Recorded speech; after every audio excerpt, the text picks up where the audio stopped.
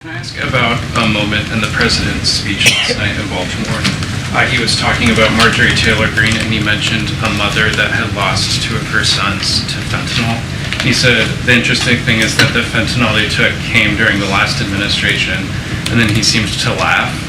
The mother's demanding an apology, and I'm wondering if he regretted how that came out.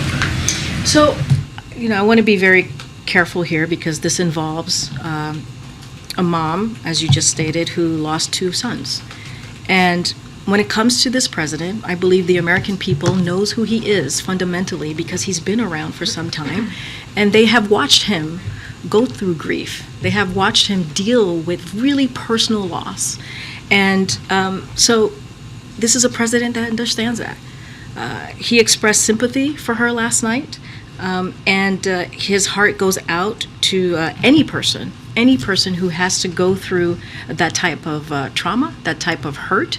I will say his words are being mischaracterized by someone who is regularly discredited for things that she says that are really conspiracy theories, and those lies are being parroted by a certain network, I'll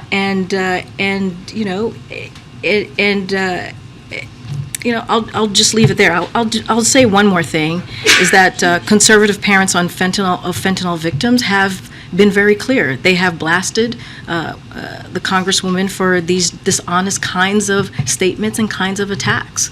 But again, our hearts go out to anyone who loses a person that they love. And this is something that you've heard from this president over and over again when that has occurred and has been presented to him.